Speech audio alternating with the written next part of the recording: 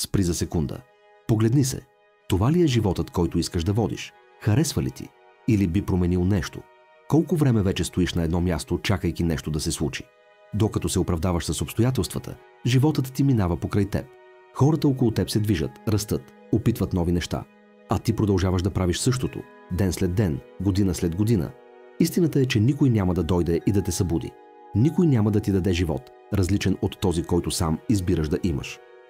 Прави нещо. Каквото и да е, излез навън сам, наблюдавай природата, спортувай, смей се. Истината е, че ако все още гледаш това видео, значи може би и ти си част от онзи капан, наречен комфорт. Капан, през който всеки е преминавал или преминава в момента. Той те кара да се чувстваш сигурен, но всъщност те държи в застой. Замисли се кога последно постигна нещо значимо за теб и бъдещето ти. Сега се замисли кога отложи нещо важно. Именно. Докато чакаш мечтания си живот да падне от небето, времето ти изтича. Изтича в безполезно скролване на телефона, гледане на телевизия и лежане на дивана.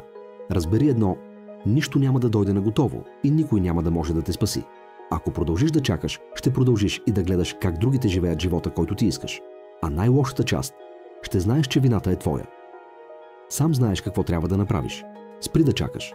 Спри да се съмняваш. Животът, който искаш, е от другата страна на страховете ти. Просто премини през тях. Защото след 5 години или ще си благодариш, че започна днес, или ще трябва да гледаш този клип отново.